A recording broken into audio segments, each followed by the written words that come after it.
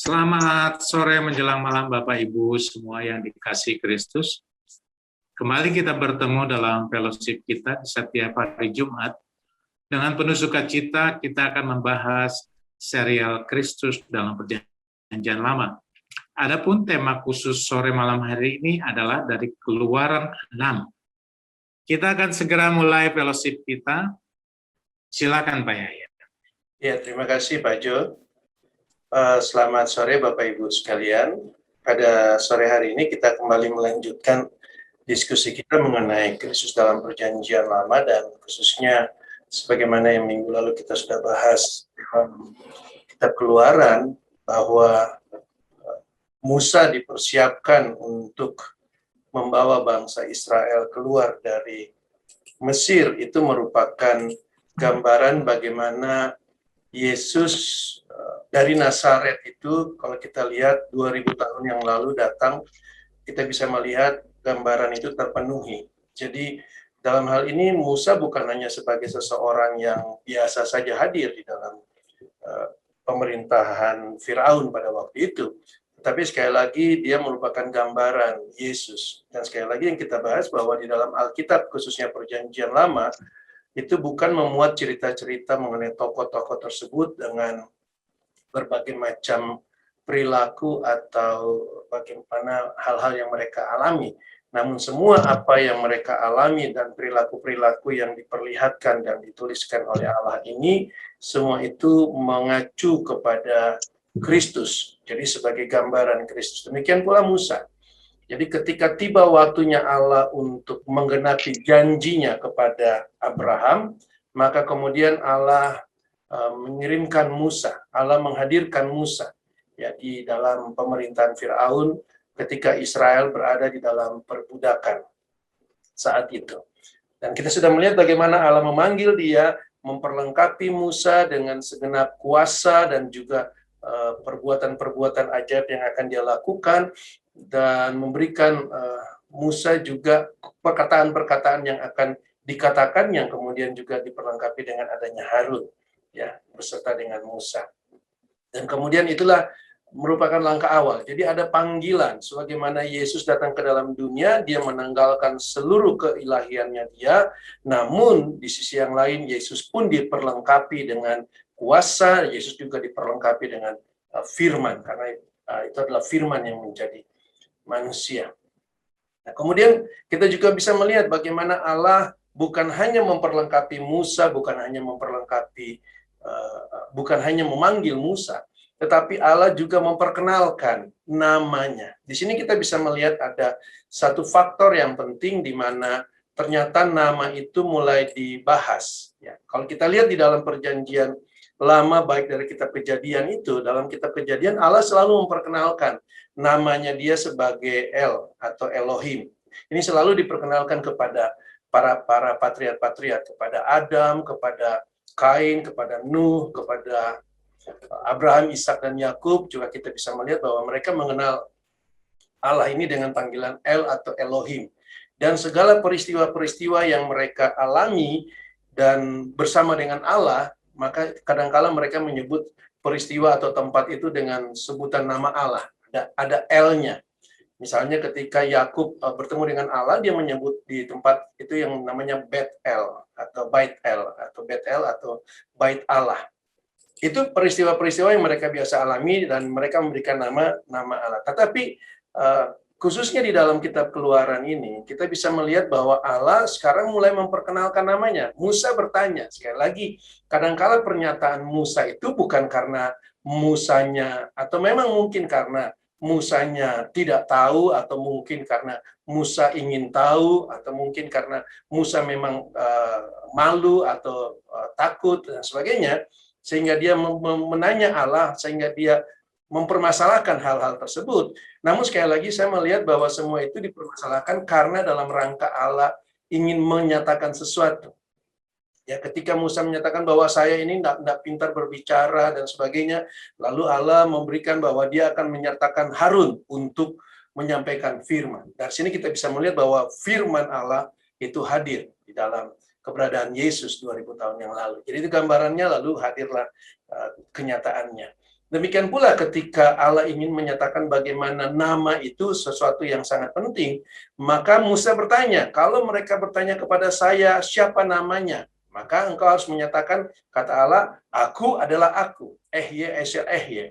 Jadi Allah mulai memperkenalkan satu pengenalan kepada bangsa ini bahwa nama itu mengacu kepada karakter, mengacu kepada hakikat daripada Allah. Penting nama itu mengacu kepada hakikat dari Allah itu sendiri. Nah, pada sore hari ini kita coba akan diskusikan mengenai nama Allah ini, dan khususnya kita akan lihat di dalam Keluaran 6 ya.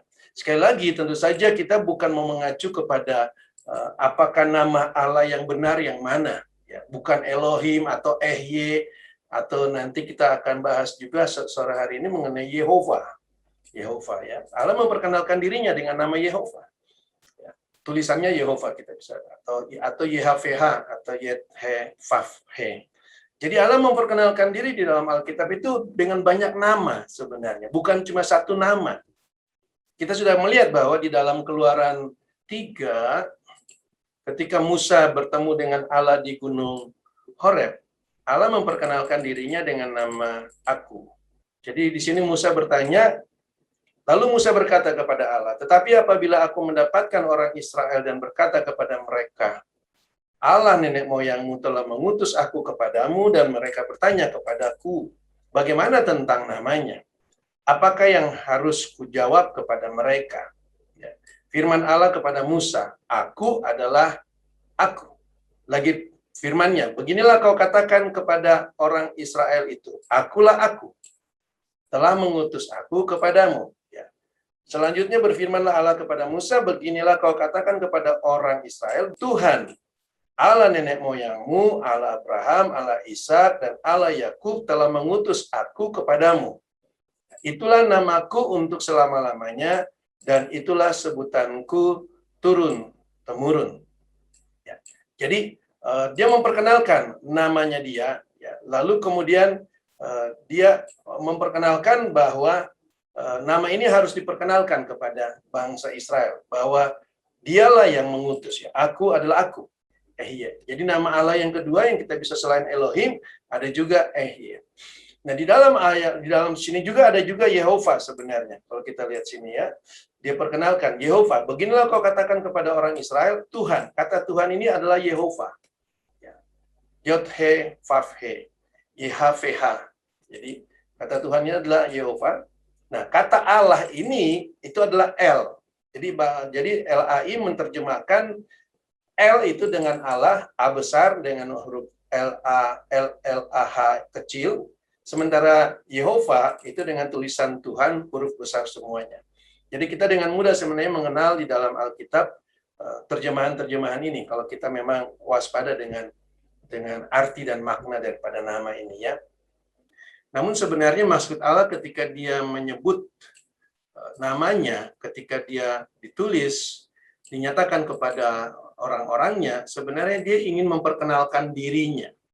Karena saya melihat bagaimana Allah bisa memperkenalkan dirinya kepada manusia selain daripada memperagakan sesuatu.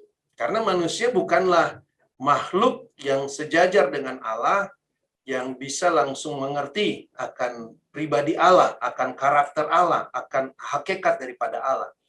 Namun Allah harus memperagakan sesuatu sehingga manusia ini bisa belajar, manusia ini bisa melihat dan mengambil kesimpulan akan keberadaan Allah itu, dan apapun daripada kesimpulan itu, kadangkala kalau kita lihat di dalam kitab Kejadian, manusia-manusia yang bertemu dengan Allah ini dan mengalami Allah, tanda kutipnya, mereka memberi nama kepada Allah ini sesuai dengan karakter, sesuai dengan pribadi Allah yang dilihat oleh mereka, yang dinyatakan oleh Allah kepada mereka.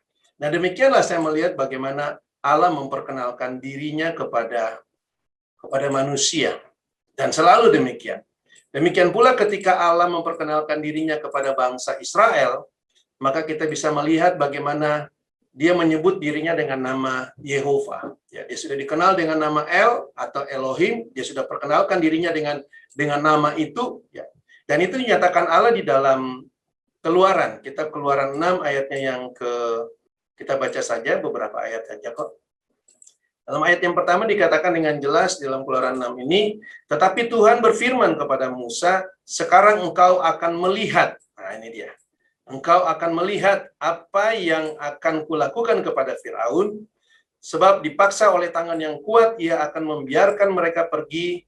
Ya, dipaksa oleh tangan yang kuat, ia akan mengusir mereka dari negerinya. Ini adalah kondisi daripada Firaun. Tetapi ini akan dilihat oleh Abraham bahwa bukan soal Firaunnya, tetapi lebih kepada Allahnya.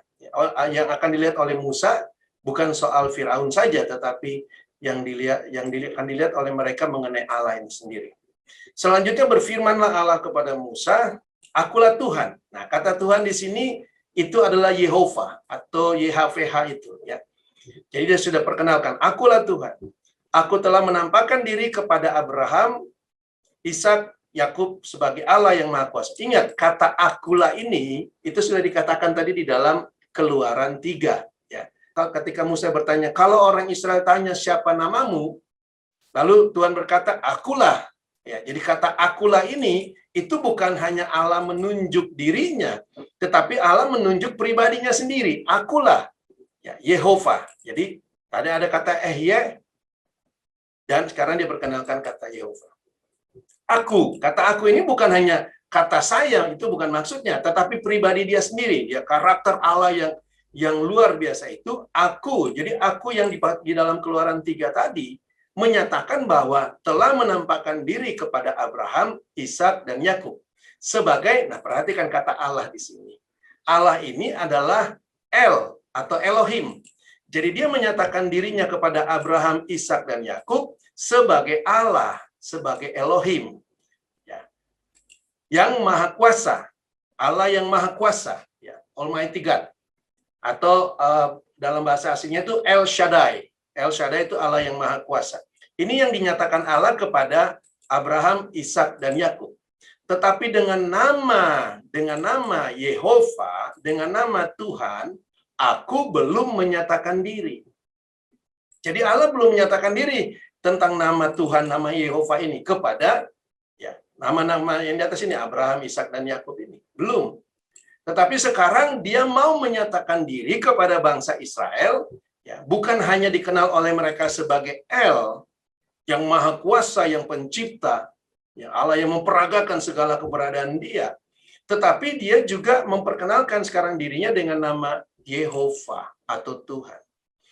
Apakah Allah berubah nama? Apa pentingnya nama Allah? Sekali lagi, saya katakan, kalau hanya untuk membedakan, hanya untuk membandingkan apakah Allah itu punya nama Elohim, ataukah punya nama Akula, atau punya nama Ehye, ataukah hanya punya nama Yehova, itu tidak ada gunanya bagi kita. Tidak ada gunanya bagi Allah hanya untuk menyebut sebuah nama. Karena Allah tidak, sebagaimana saya katakan tadi, bahwa Allah bukan hanya memperkenalkan kata nama, tetapi dia memperkenalkan karakter dia, pribadi dia, hakikatnya dia. Inilah yang sedang diperagakan Allah supaya manusia, supaya Israel dalam hal ini bisa mengenal apa yang disebut dengan dalam hal ini adalah Yehova. Nah, apa saja yang akan dikatakan tentang Yehova ini? Perhatikan sini. Bukan saja aku telah mengadakan perjanjianku dengan mereka untuk memberikan kepada mereka tanah Kanaan, tempat tinggal mereka sebagai orang asing. Jadi dengan Yehova ini diperkenalkan akan adanya perjanjian.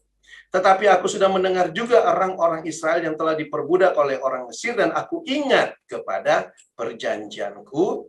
Sebab itulah, katakanlah kepada orang-orang Israel, akulah Tuhan. Nah, ini dia ya, akulah Tuhan, akan membebaskan kamu dari kerja paksa orang Mesir, melepaskan kamu dari perbudakan mereka, dan menebus kamu dengan tangan yang terancung dengan hukuman-hukuman yang berat. Jadi dia perkenalkan bahwa saya Yehova ini akan menjadi juru selamat kamu. Aku akan membebaskan kamu. Aku akan menjadi penebus kamu. Aku akan menebus kamu. Ya, aku akan mengangkat kamu menjadi umatku. Perhatikan kata-kata aku di sini. Sekali lagi, Ini adalah karakter Allah, adalah hakikat daripada Allah. Dia adalah yang mengangkat kita menjadi umatnya. Ya. Aku akan menjadi Allahmu, kata El muncul lagi di sini. Supaya kamu mengetahui bahwa akulah Tuhan Allahmu. Ini. Ya. Jadi ini adalah satu pribadi sebenarnya, satu hakikat sebenarnya. Akulah Ehye, lalu ada Yehova, lalu ada Elohim. Jadi ini bukan ada 3 Allah, tetapi ada satu hakikat Allah itu yang membebaskan kamu dari kerja paksa orang Mesir. Dia memperkenalkan dirinya seutuhnya. Sebagaimana dia perkenalkan dirinya kepada para leluhur Israel, sekarang juga dia perkenalkan kepada bangsa Israel. Dan aku akan membawa kamu ke negeri dengan sumpah yang telah kujanjikan memberikannya kepada Abraham, Ishak dan Yakub, dan aku akan memberikannya kepadamu untuk menjadi milikmu. Akulah Tuhan. Ya. Dan kemudian Musa mengatakan ini kepada orang Israel, tetapi sekali lagi orang Israel tidak mendengarkan Musa karena mereka putus asa karena perbudakan yang berat itu. Nah, apa yang saya ingin kita coba diskusikan hari ini bahwa apa yang sebenarnya dikerjakan Tuhan Yesus. Sekali lagi, semua itu sudah diperagakan Allah di dalam bangsa Israel. Ya, dia menjadi juru selamat. Dia menjadi penebus kita. Dia menjadikan kita umatnya. Dia menjadikan kita tubuh Kristus itu. Nah ini semua, jadi pemenuhannya itu ada di dalam Kristus. Dari mana kita lihat? Dari pengenalan Allah kepada namanya itu. Allah memberikan pengenalan atas namanya itu. Ya. Jadi sekali lagi pengenalan Allah atas nama ini bukan berbicara tentang tulisan nama, ya, sehingga kita bisa berdebat di dalamnya apakah dia Yahweh, apakah dia Elohim. Bukan itu intinya. Tetapi dia ingin memperlihatkan bagaimana Kristus adalah juru selamat itu, Kristus adalah penebus kita. Dan semua pekerjaan-pekerjaan yang dikerjakan Allah sepanjang perjalanan sejak dari Musa diutus sampai mereka masuk dalam tanah Kanaan, semua itu sekali lagi adalah untuk memberitakan Kristus, bukan untuk memperagakan bangsa Israel yang luar biasa itu. Oke, jadi apa yang sudah kita bahas tadi itu kalau saya coba simpulkan, kita bisa melihat dalam skema yang sederhana sekali, ya, bahwa ada kata Allah. Ya, Allah perkenalkan dirinya ketika dia menciptakan langit dan bumi, ketika dia menghadirkan manusia. Jadi dia memperlihatkan bahwa dengan kata Allah ini atau Elohim ini, dia memperlihatkan dia sebagaimana Allah yang juga dikenal oleh manusia pada umumnya. Dan memang pada masa-masa di zaman para patriot ini, nama Allah itu bangsa lain pun juga mengenal dengan nama El juga. Jadi Allah ini kadangkala disebut Allah atau juga ilah. Jadi pada umumnya mereka mengenal. Sama seperti zaman sekarang, orang pada umumnya mengenal nama Allah itu yaitu pencipta. Semua agama mengenal dengan nama pencipta. Ya. Jadi seluruh dunia tahu itu. Allah dikenal dengan nama Elohim ini. Dan itu diperlihatkan oleh dia juga bagaimana dia menciptakan langit bumi, dia menciptakan manusia, dia menciptakan semua binatang-binatang dan seluruhnya isi bumi ini.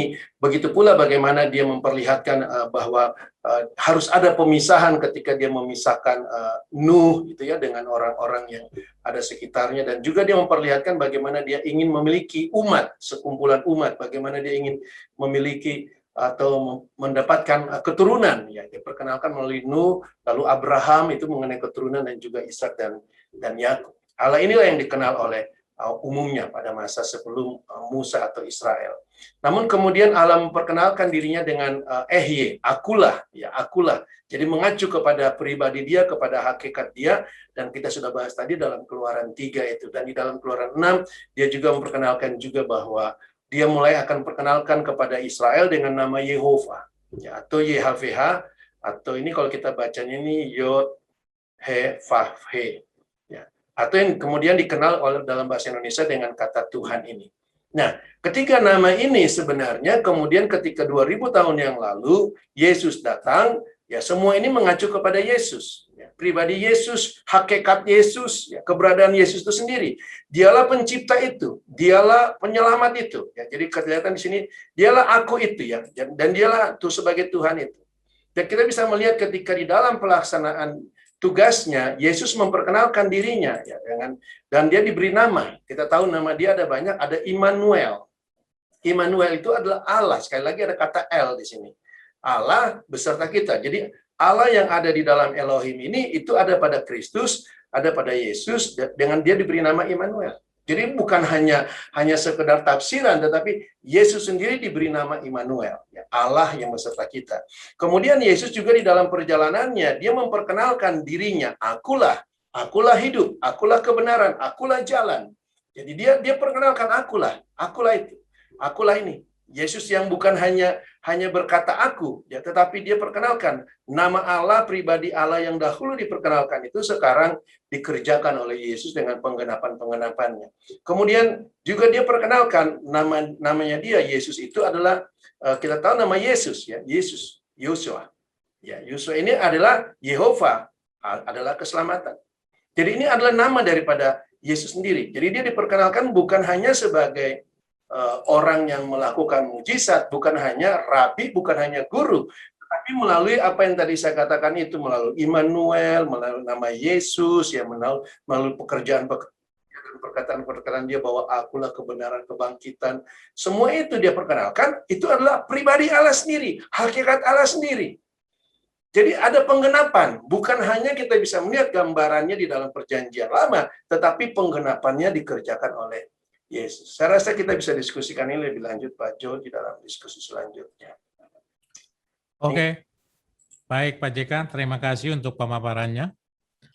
Satu pertanyaan di mana mengenai nama ini kalau misalnya Bapak Ibu baca di Ensiklopedia Britannica gitu ya, satu rujukan yang dianggap netral. Jadi begini, di Ulangan 32 ayat 8 dan 9, di situ menurut pranala luar gitu ya, Ulangan 32 ayat 8 9 itu ada dua tokoh di situ. Yang satu namanya Sang Maha Tinggi di ayat 8 dan di ayat 9 namanya Tuhan atau Jehovah. Nah, kalau dari susunan hurufnya atau dari katanya yang dipakai di ayat 8, Sang Maha Tinggi itu NWYLE. Oke. Kemudian di ayat 9, di situ HWHY. Kira-kira begitu. Nah, ini dianggap dua tokoh yang berbeda. Sang Maha Tinggi ini lebih tinggi. The utmost gitu ya. Kemudian Tuhan itu di bawahnya, subnya. Nah, apa yang jadi pertanyaan adalah apakah pandangan ini, bagaimana Pak JK melihat pandangan ini bahwa Sang Maha Tinggi itu adalah berbeda dengan Tuhan yang di ayat 9 itu, Pak? Iya, ketika manusia mulai mengotak-kotakkan atau membagi-bagi Allah, maka akan terjadi seperti itu. Jadi ada yang lebih besar, yaitu yang disebut Allah, atau zaman sekarang pun orang mengenal bahwa Bapa itu lebih besar daripada anak, begitu ya. Yeah. Jadi, tapi mindset mereka dengan pemahaman lebih besar atau tadi dikatakan Maha Tinggi itu, mindset mereka itu lebih kepada grading, begitu. Ya, jadi lebih kepada level, ya, karena memang mindset manusia bisa mengukur yang lebih besar itu dalam sisi level. Tetapi di dalam Allah sebenarnya tidak ada yang seperti itu, karena baik Bapa, Anak atau Roh Kudus itu mereka tidak punya hakikat mereka tidak sama dengan hakikat manusia yang hanya bisa membahasnya secara grading, begitu, secara level. Jadi ketika dia menyebut Sang Maha Tinggi, itu bukan berarti dia lebih besar daripada Yehova, ya, bukan itu yang dimaksudkan. Tetapi ada sesuatu yang sekali lagi saya katakan tadi, yang sudah dia peragakan, ya kan? Bagaimana dia ketika dia memperkenalkan dengan Elohim itu, atau tadi mungkin disebut dengan Sang Maha Tinggi itu adalah dia ketika diperlihatkan bahwa dialah yang maha kuasa, yang luar biasa itu. Tapi Allah yang satu, ya, Allah yang satu perkenalkan dengan nama Elohim. Apa itu Elohim? Yang luar biasa itu. Dia menciptakan langit, bumi, dia menciptakan isinya, dia menciptakan dan semuanya. Lalu kemudian dia perkenalkan adanya Allah yang satu ini juga ingin beracara dengan umatnya. Jadi ada peranan sekarang. Bagaimana ada sekumpulan bangsa menjadi umatnya. Nah, ini dia. Jadi peranan yang mungkin kita katakan zaman sekarang itu dalam realita kita, ada kepala Kristus itu dengan umatnya, dengan gerejanya. Nah, peranan dengan Kristus dengan jemaatnya ini yang kemudian diberi nama dengan Yehova. Di mana tadi kita sudah bahas bagaimana Yehova itu dia membebaskan umatnya. Nah, kalau kita lihat di dalam Ulangan 32 ayatnya yang ke-8, ini jelas ya. Jadi kalau kita berbicara tentang ketika Sang Maha Tinggi ini tanda kutipnya yang luar biasa itu, dia berbicara tentang membagi-bagikan milik pusaka kepada bangsa-bangsa. Jadi seluruh manusia itu berada di dalam Sang Maha Tinggi. Jadi, karena tadi sudah saya katakan bahwa bukan leveling di dalam Allah, tetapi peranan Allah, hakikat Allah yang memang berkuasa terhadap seluruh bangsa-bangsa ketika dia memisahkan anak-anak manusia gitu kan, ketika dia menetapkan wilayah bangsa-bangsa menurut bilangan ini. Ingat waktu Nuh, jadi zaman Nuh pun diperkenalkan itu El ketika dia memisahkan anak-anak manusia. Ya ada Nuh, lalu ada orang-orang yang binasa. Jadi itu pekerjaan-pekerjaan Sang Maha Tinggi atau pekerjaan Allah itu juga Sang Allah atau El itu yang diperkenalkan dengan El. Nah, ketika berbicara dengan umatnya, perhatikan ayat yang ke-9 ini. Tetapi bagian Tuhan, Yehova, ketika dia perkenalkan Yehova, sekarang dia berbicara dengan umatnya. Jadi suatu keterbatasan khusus antara Allah dengan umatnya. Allah yang sama berkuasa terhadap seluruh dunia dan orang-orang yang di dalamnya, tetapi Allah yang sama yang juga secara spesifik berkuasa dan juga secara spesifik tinggal bersama-sama dengan umatnya. Jadi ada pengenalan Sang Maha Tinggi atau El, dan juga ada pengenalan akan Yehova itu, Pak.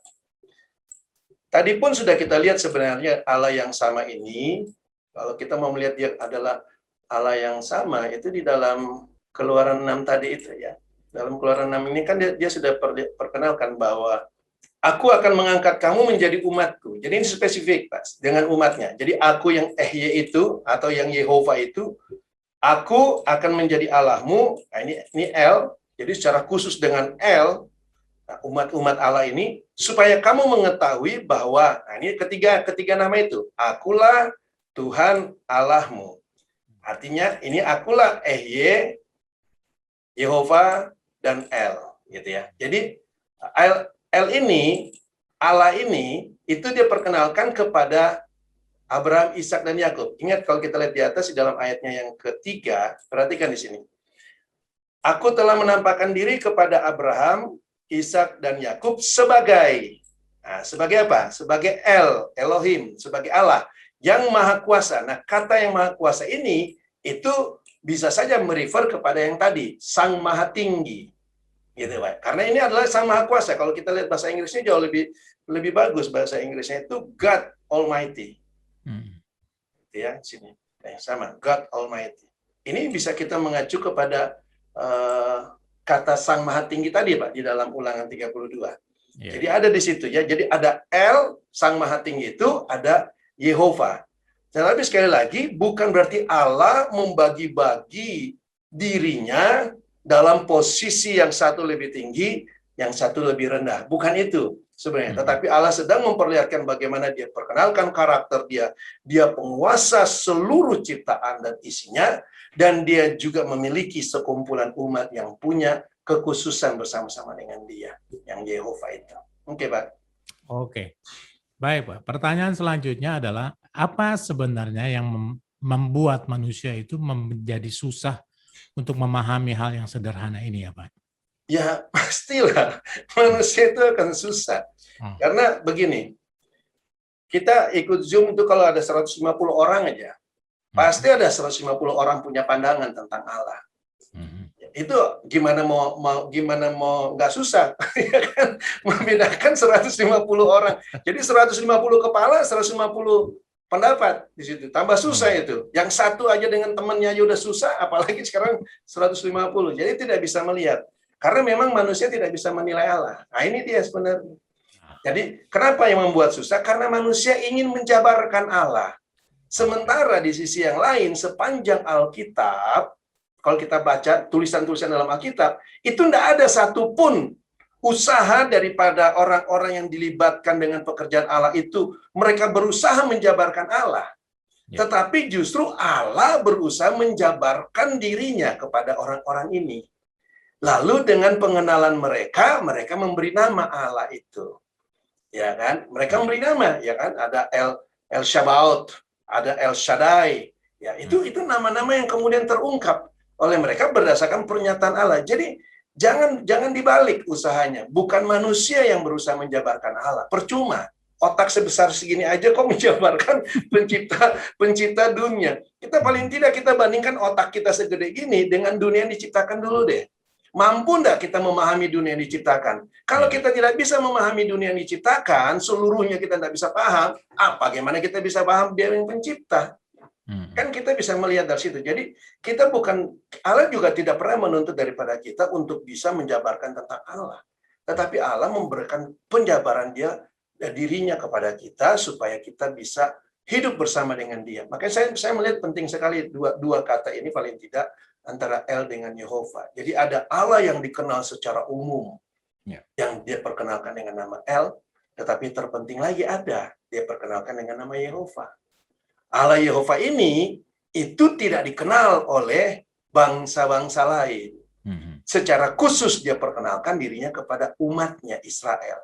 Jadi itu yang kalau kita lihat di dalam perkataan tadi di dalam pasal 3 Keluaran 6 ini ya. Oke, Pak. Baik, Pak. Iya, nimbrung. Silakan Pak Tony. Iya, Pak JK, aku nangkapnya di Keluaran 6 pasal 6 ayat berapa tadi itu yang mana Allah ada waktunya atau Dia memang sudah mengatur ataupun punya planning seperti itu bahwa untuk mengenalkan diri sebagai Allah yang Maha Pencipta itu boleh dikenal semua manusia. Semua makhluk boleh tahu tentang Sang Pencipta, itulah Dia juga, ya kan? Tapi katanya untuk mengenalkan dirinya sebagai Tuhan atau Elohim tadi atau Yehova tadi, ternyata ada waktunya, ya kan? Yeah. Tapi ada dalam planning beliau gitu, bahwa saya nangkapnya kalau disederhanakan memang Allah ini punya satu agenda. Walaupun Dia menciptakan segala itu manusia diperbanyak, karena Dia tahu manusia punya, yang tadi Pak JK katakan, bahwa secara daging atau manusia nggak akan bisa mengenal Allah itu. Makanya Allah tidak mengenal spesifik namanya yang berupa tulisan, ya kan? Yesus, Yesus, atau YHY, apalah istilahnya. Tapi dia condong mengenalkan kepada karakternya, mengenalkan dirinya, identitasnya yang boleh katakan bahasa manusianya abstrak lah, ya kan? Tapi kan luas, itu memang Dia maha segalanya. Akulah aku. Dia nggak bilang aku hanya pencipta, tapi Dia segalanya lah, akulah aku, itu kan. Jadi memang luas sekali. Tapi intinya yang saya tangkap nih, pribadi saya menangkap bahwa Dia ingin satu saat memang punya satu umat atau sekelompok manusia yang akan jadi ciptaan baru yang Dia cintai dan mencintai Dia. Itu kayaknya arahnya ke sana. Jadi untuk umum ya Dia ciptakan segala itu, nikmatin saja kamu mau. Karena Dia tahu manusia itu kan kelemahannya gampang digoda, gampang jatuh, punya kebebasan juga, free will-nya. Ada yang mau cari Allah, ada yang enggak, aku mau hidup dengan gaya sendiri, ada yang menyembah setan segala macam. Tuhan don't care, Dia nggak peduli. Memang Dia ada konsekuensi. Dia ciptakan manusia sekian banyak, berkembang biak. Ya dengan hukum-hukumnya, karena Dia berkembang biak, ya berkembang semua. Tapi Dia yang seperti Pak JK selama ini kupas, bahwa memang Dia sudah punya rencana, punya visi, akan memanggil dan memilih sekelompok manusia yang menyatu dengan anak tunggalnya, yang mencintai Dia dan dicintai, dan sehingga kelompok ini ada persekutuan yang indah yang Dia rindukan gitu, bukan asal manusia liar yang seenaknya, sebentar menyembah Allah, sebentar menyembah dewa, sebentar menyembah memuaskan diri sendiri, hawa nafsu segala macam. Enggak. Dia betul-betul mencari sekelompok orang yang taat, yang mau tunduk dengan segala aturannya. Sehingga itu maka Dia bilang, aku mengenalkan diri kepada engkau saat ini sebagai Allah, tapi sebagai Tuhan nanti atau belum. Itu berarti kan tahapannya Belumnya dia tentu setelah digenapi Tuhan Yesus 2000 tahun yang lalu kan Pak ya. Penggenapannya kan di situ. Saya tangkap itu di 2000 tahun lalu ketika Yesus datang, ketika dia bangkit, nah itulah kelompok orang itu sudah menjadi umat dan Tuhan itu di situ terjadinya. Nah, saya kalau ilustrasikan ini sebagai negara, Pak, misalnya, nah, walaupun kita kenal, kalau Allah itu sebagai Allah, ibarat kita mengenal seorang presiden, Jokowi misalnya. Nah, semua orang Indonesia tahu itu presiden dia, gitu kan. Jokowi itu presiden Indonesia, gitu. Semua orang bangsa Indonesia ngakui dia presidennya. Tapi nggak semua orang bisa diperintah oleh Jokowi, kan. Hanya sekelompok orang yang boleh katakan instansi pemerintah yang digaji oleh pemerintah, nah itu Jokowi punya hak, punya 100% kuasa, pecat ya, angkat, itu punya otoritas di situ ya. Tapi kalau yang tidak digaji oleh pemerintah, ya buktinya banyak memberontak atau membenci pemerintah, ada yang tidak mau ikuti aturan pemerintah, bahkan lawan itu banyak sekali. Nah, itu mungkin yang saya tangkap sebagai Tuhan dan Allah itu bedanya di situ, Pak. Ya. Yang mempertuan Jokowi adalah mereka yang betul digaji oleh pemerintah. Itulah Jokowi adalah tuan mereka, karena mereka taat karena digaji oleh pemerintah. Tapi kalau orang yang di luar, atau walaupun kita masyarakat, walaupun kita Indonesia, kita hanya jadikan dia ya presiden sebagai Allah saja gitu kasarnya gitu kan. Umumnya manusia tahunya Allah saja, Allah yang mencipta, yang berikan napas, ciptaan segala alam semesta. Orang tahunya itu, orang ateis juga tahu itu pencipta, itu Tuhan. Tapi jadikan sebagai Allah yang Maha Kuasa atau Maha Pencipta. Tapi menjadikan dia Tuhan, spesifik itu harus masuk ke aturan dia, hukum-hukumnya itu dalam Kristus. Itu yang saya tangkap daripada pernyataan Allah memberikan nama, mengenalkan dirinya dengan segala aspek atau segala karakternya yang tadi Pak JK uraikan. Benar nggak, Pak? Ya. Itu salah satu ilustrasi yang cukup bagus, karena memang kata Tuhan itu kan diajukan kepada Allah. Sebenarnya kata Tuhan itu, kurios itu sama juga diajukan kepada Tuhan. Buat orang-orang dunia itu mengacu kepada Tuhan. Tadi benar, jadi ada yang menjadi spesifik, ada umat khusus yang Allah bekerja, tetapi Allah ini adalah Allah yang pencipta seluruh manusia. Iya, yes. Jadi kita tidak perlu bingung dengan orang lain berpikir tentang Allah. Ya kan, ada orang menjabarkan Allah, silakan saja. Allah yang mana? Yang dikenal oleh umum. Oh, saya nggak kenal dia seperti itu. Saya kenalnya sebagaimana dia perkenalkan secara spesifik dalam umatnya. Allah yang sama sebenarnya. Tapi dalam menjabarkannya, karena Israel punya kekhususan, karena dia sebagai umatnya, maka pengenalan mereka akan Allah yang luar biasa itu lebih dekat lagi, gitu, Pak. Ya. Jadi bukan soal kata-kata di sini yang kita ingin tekankan, tapi pribadinya, hakikatnya. Ya, betul, Pak Tony. Thank you, Pak. Iya, jadi kita juga untuk memanggil dia sesuai pengalaman kita. Kalau misalnya kita merasa dia seperti Bapak yang betul-betul melindungi, memelihara, mengasihi, ya dia Allah Bapak, gitu kan. Nah, mungkin kita punya pengalaman juga, siapa yang punya pengalamannya sakit, ya kan, terus mengalami mujizat, ya dia Allah penyembuh, namanya Allah penyembuh, gitu. Jadi masing-masing punya pengalaman akan memberikan julukan kepada sang pribadi tersebut, gitu, ya Pak ya. Iya. Itu nggak terlalu masalah. Jadi sekali lagi, kalau kita lihat bahwa dalam memberi nama itu tidak terlalu bermasalah, demikian pula seharusnya nama Allah tidak perlu dipermasalahkan. Iya, ya kan, orang mau sebut Yehova, orang mau sebut Yesus, orang mau sebut apa, kan bagaimana Allah perkenalkan namanya. Nah, cuman sekali lagi banyak orang gagal melihat karakter Allah gara-gara persoalkan namanya. Jadi di sini kan kita bisa melihat ternyata apa artinya kita berbicara soal nama. Pertama, kalau kita nggak kenal nggak ada artinya. Yang kedua, kalau kita bukan umatnya pun juga nggak ada gunanya. Thank you, Pak. Lanjut, Pak Jo. Pak Jo. Silakan, Pak Joseph. Kalau dilihat konsep yang tadi Pak Yeka terangkan, berarti di sini yang penting adalah hakikatnya ya Pak ya, bukan soal namanya. Intisarinya hakikatnya Pak. Ya, artinya dengan nama menjadi penting karena hakikat ya Pak ya. Iya betul. Kalau saya melihat disitulah sebenarnya kenapa kemudian keluarlah firman jangan menyebut nama Tuhan Allahmu dengan sia-sia. Sebenarnya itu kalau saya lihat. Jadi bukan soal menyebut Yahweh atau Yehova, bukan itu yang dia maksudkan.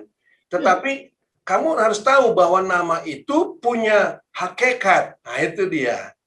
Bahkan yang mendahulukan bangsa Israel tidak berani menyebut namanya. Yehova itu mereka tidak bisa sebut. Iya. Karena yang tadi itu, jangan menyebut nama Tuhan dengan sembarangan itu. Iya. Sehingga tulisan yang kita tahu lah ya, banyak dalam sejarah kita bisa lihat, tulisan YHWH itu tidak bisa dilafalkan, tidak bisa diucapkan dengan mulut. Iya. Itu memang di dalam Ibrani begitu. Tapi ketika mereka menuliskan di dalam tulisan, mereka menggantinya dengan Adonai, atau ada juga yang menggantikan dengan menjadi Yehova. Ya, Yehova. Benar Pak, jadi mengacu kepada hakikat, itu penting sekali. Sekarang kita bisa melihat betapa hakikat itu sesuatu yang luar biasa yang harus dicari tahu dengan nama-nama itu Pak. Ya. Iya. Dan hakikat Yesus ini perlu kita betul-betul mengenal siapa Yesus yang sebenarnya, bahwa dia adalah Tuhan dan Juru Selamat, dan kita sebagai tubuh Kristus. Ya. Begitu Pak. Jadi entah mau namanya Yehova Rafa, Allah penyembuh atau apapun, tapi ada titik yang saya lihat agak miss. Kalau dia cuma pengalaman sebagai Yehova Rafa Allah penyembuh, bagaimana dengan Yesus sebagai Juru Selamat? Ya Pak, tolong diuraikan Pak. Ketika memperkenalkan bagaimana Juru Selamat itu, nah inilah dia.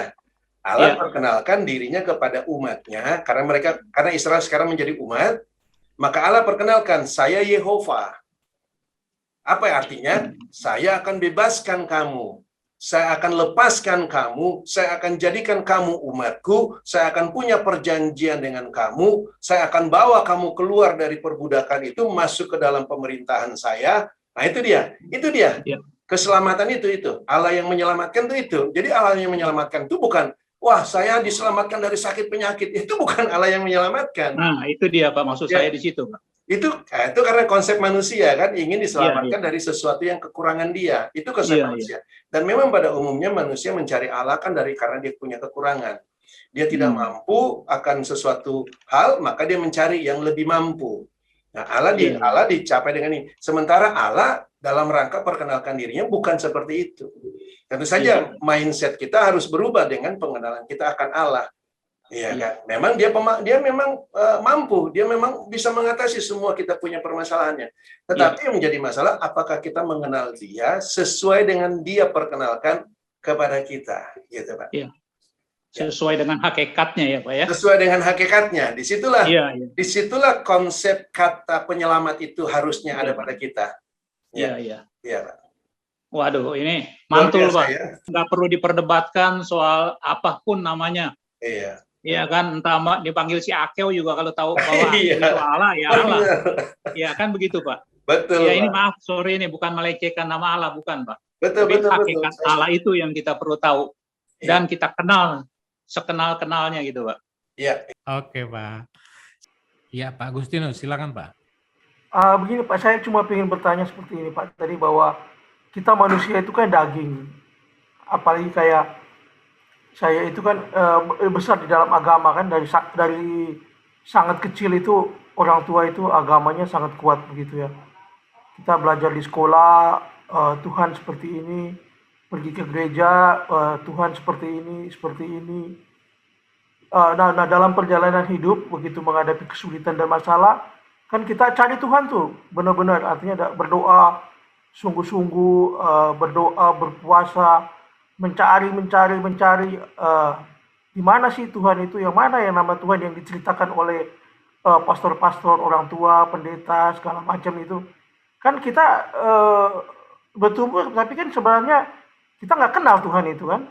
Artinya begini, secara intelektual mungkin bisa saya tahu bahwa konsep Tuhan itu seperti ini, saya baca Alkitab, saya ngerti, tapi kan saya bagaimana saya punya hubungan personal dengan Tuhan, sama seperti saya punya hubungan dengan Bapak saya misalnya kan, karena Tuhan kan sesuatu yang tidak konkret ke dalam pertumbuhan saya sebagai manusia.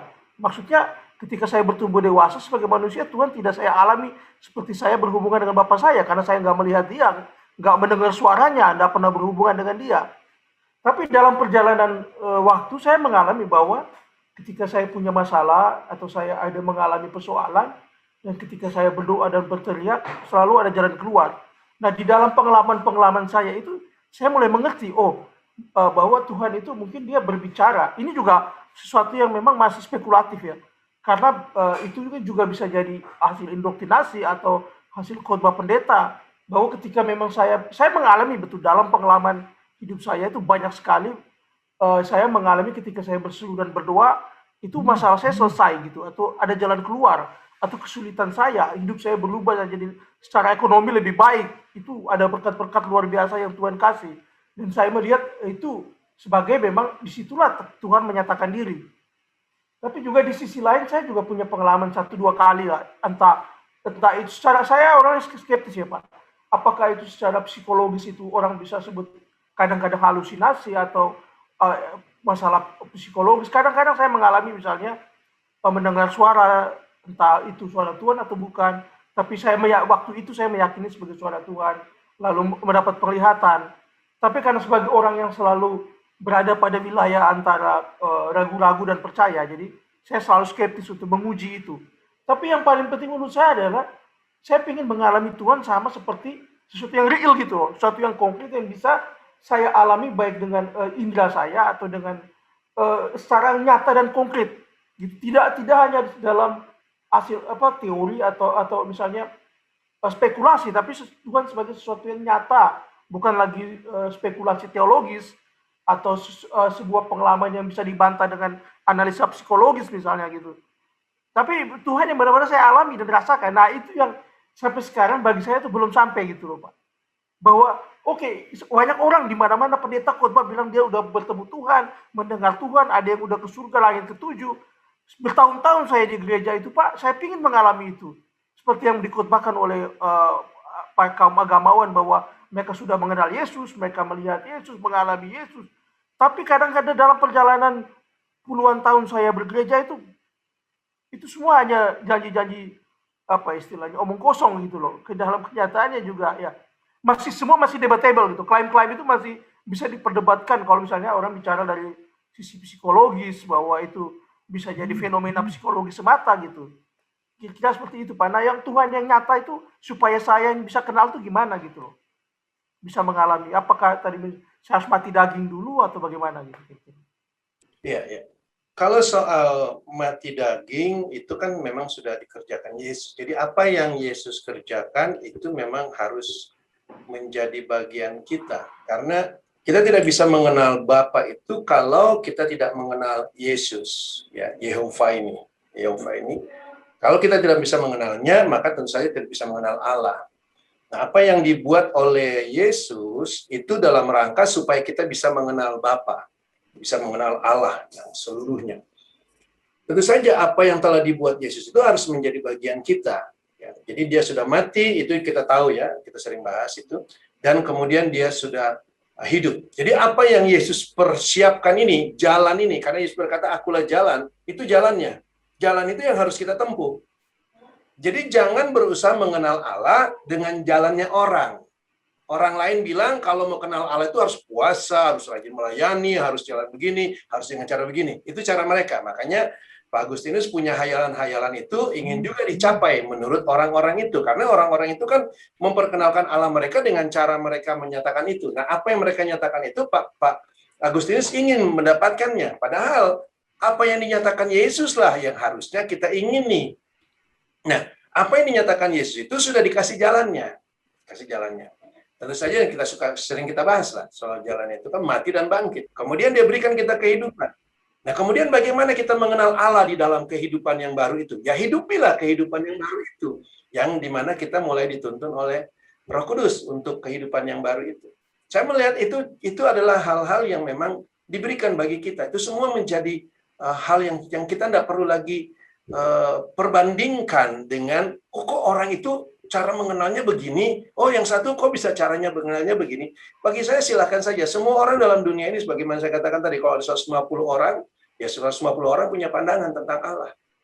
Ya.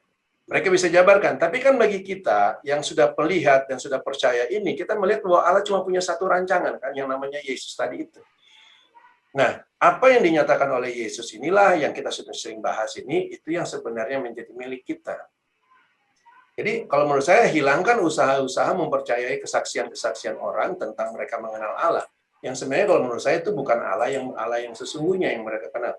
Karena dalam dunia ini ya semua agama berkata mereka kenal Allah kok.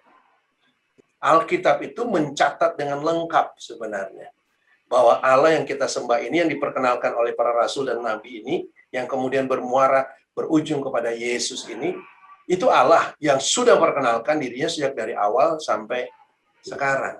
Dan saya melihat itu Allah yang sebenarnya. Kata kunci kita untuk bisa bertemu dengan Allah, jangan berusaha untuk mengenal Allah. Kata kuncinya adalah menerima bagaimana Allah perkenalkan dirinya pada kita. Lalu hidup dengan apa yang dia perkenalkan. Maka kita akan mengenal dia, gitu loh, Pak. Ya. Terima kasih, Pak JK. Ya, Pak. Oke. Ada pertanyaan yang menjadi banyak pertanyaan dari masyarakat atau dari halayak Kristiani, ya, bahwa nama Yahweh artinya dia yang membuat yang telah dibuat. Apakah demikian, Pak?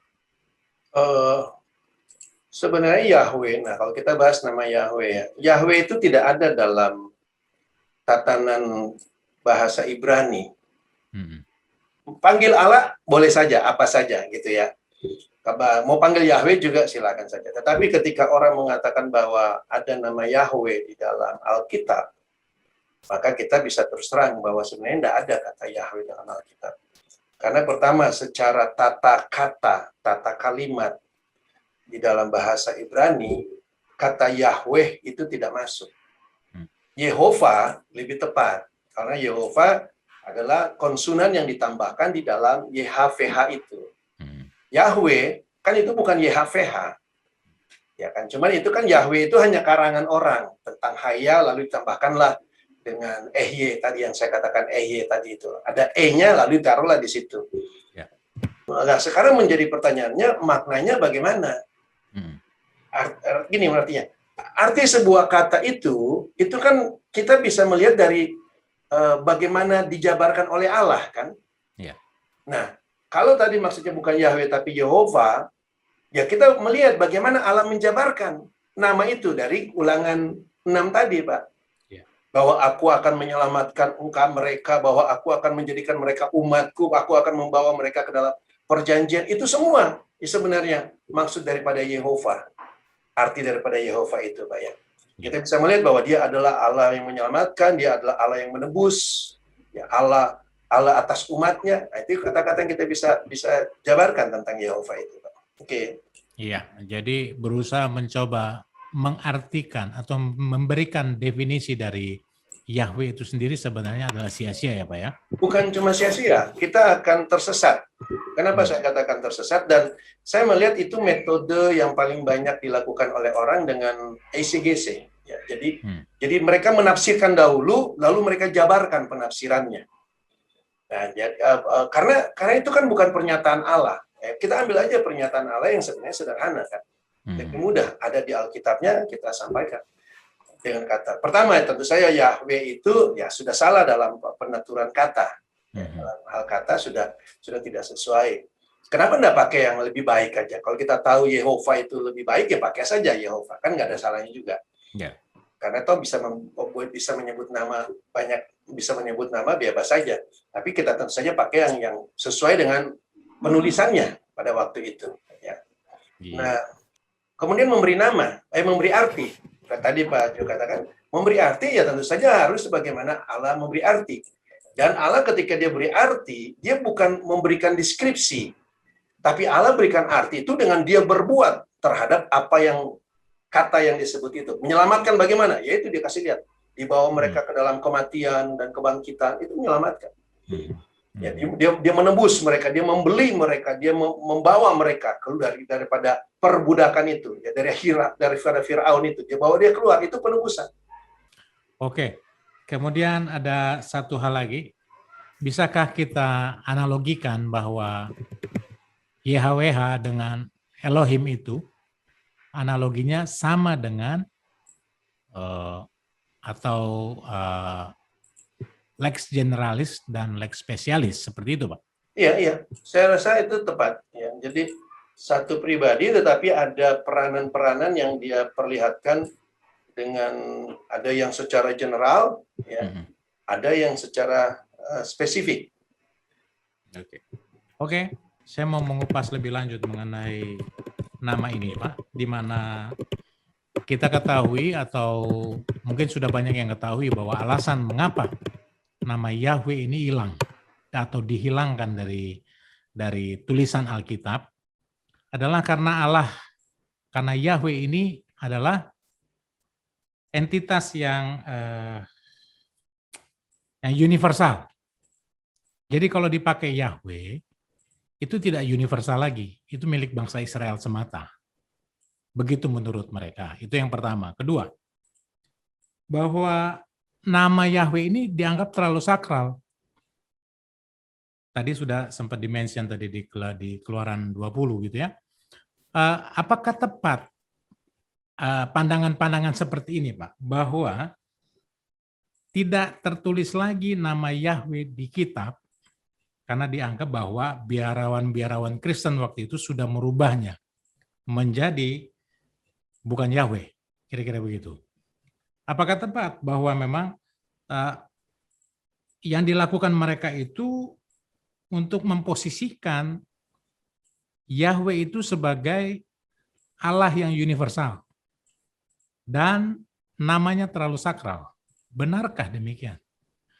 Yang pertama yang jelas itu kan cuma dugaan. Bahkan tidak ada bukti historisnya bahwa usaha-usaha menggantikan nama Yahweh itu disengaja supaya tidak dikenal gitu ya.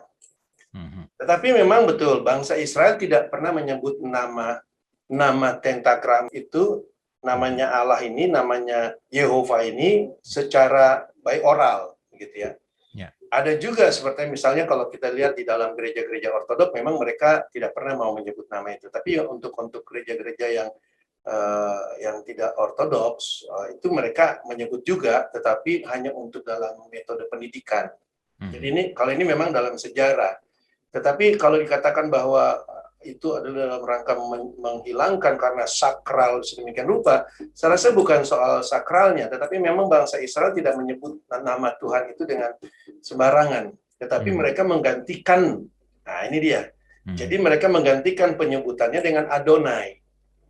Jadi waktu mereka membaca tulisan YHWH itu atau Yehova itu di dalam Alkitab mereka sebutnya jadi Adonai, sehingga kita bisa melihat di dalam Alkitab Adonai atau yang berarti kata Tuhan. Makanya Alkitab Indonesia menggunakan kata Tuhan.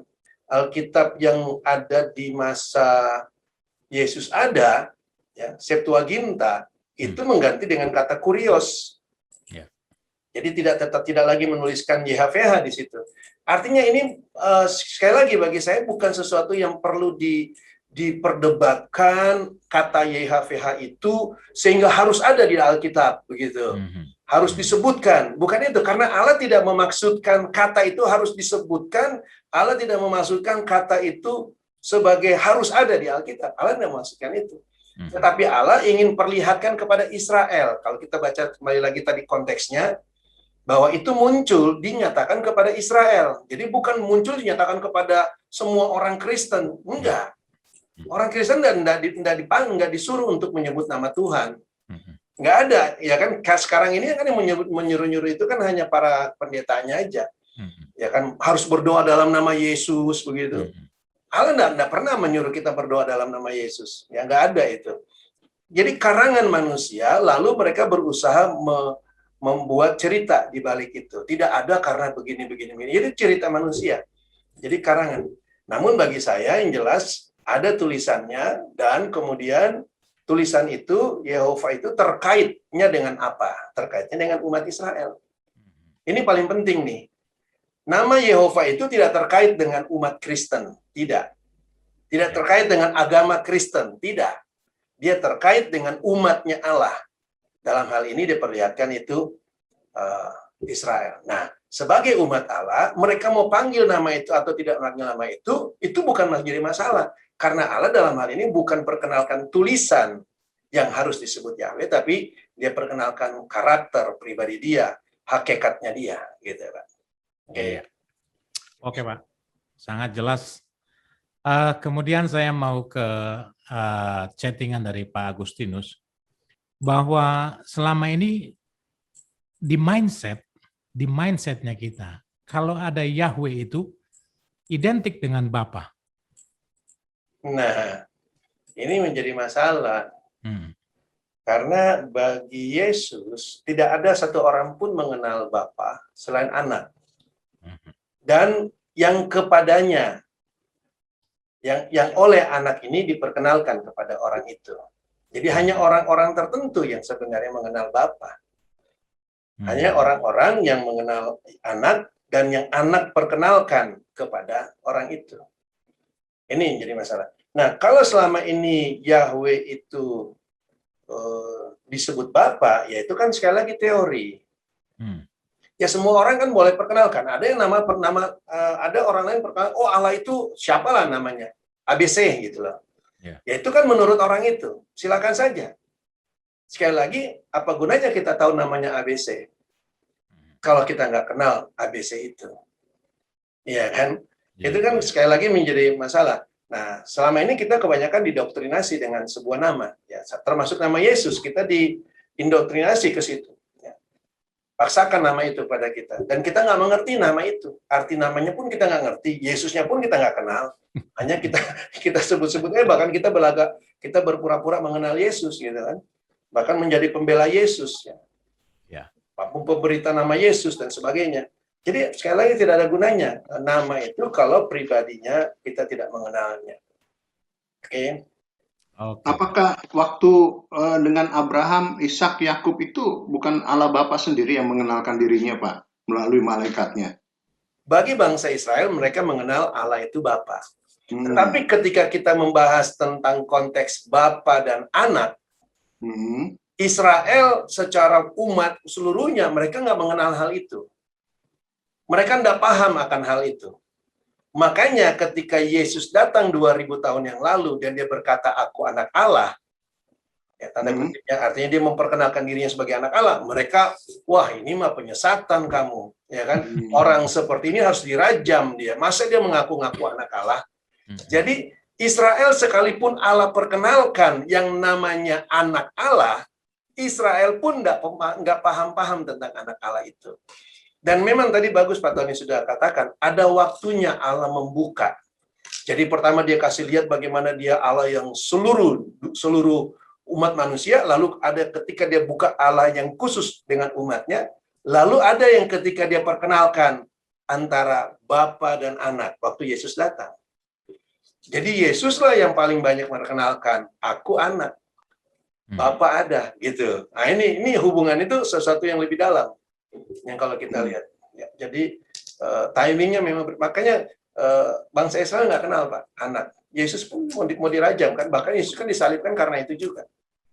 Bukan karena sudah ada istilahnya melacurkan diri itu Pak. Waktu zaman Yesus hadir itu sebenarnya kerusakan moral, kerusakan kehidupan agama di Israel udah hancur lebur gitu Pak. Mereka sudah merusak itu, ya dikenal oleh Tuhan sebagai melacurkan diri gitu, karena mereka tidak lagi menyembah Allah secara murni, tapi sudah memberhalakan ajaran-ajaran itu. Gitu. Dan memang secara umum, tadi seperti saya katakan, sekalipun Allah sudah menyatakan akan adanya anak itu dalam perjanjian lama. Iya, di Keluaran tadi kan, yang awal tadi Keluaran 6 ayat 3 itu kan memperkenalkan diri Kristusnya kan. Iya. Cuma kan mereka nggak punya pemahaman tentang anak itu, Pak. Jadi betul. Kemudian barulah anak ini secara detail diperkenalkan waktu Yesus datang. Betul. Akulah anak Allah itu, ya kan? Jadi waktu zaman di dalam Alkitab itu hanya sebagian orang sedikit sekali yang Allah kasih lihat dia itu anak, tanda kutipnya. Sebenarnya kalau kita mau teliti lagi, ada seperti kepada Abraham itu kan dikasih tahu keturunanmu. Loh, kalau keturunan kan berarti anak. Iya. Dan sebagai tidak semua orang Israel mengenal hal itu. Itulah sebabnya waktu Yesus datang mereka nggak kenal anak Allah. Konsep anak Allah itu nggak dikenal. Dan dunia pun tidak pernah bisa mencapai hal itu. Jadi kalau tadi Pak Imam katakan percampuran, karena Israel itu kan gambaran dunia Pak juga. Di masa Yesus datang itu Israel sudah merupakan gambaran dunia. Ya, dia menjadi Mesir. Dia menjadi Babel, itu Israel. Nanti kapan waktu kalau kita bahas, kita bisa lihat itu. Jadi diperlihatkanlah bagaimana dunia tidak bisa mengenal sang anak itu. Ya. Jadi balutannya seolah-olah religius, tapi sebenarnya kerusakannya sama aja dengan dunia ya Pak ya, waktu zaman Yesus hadir ya. Jadi religius itu bukan cuma balutan, memang itu dia punya hakikat Pak.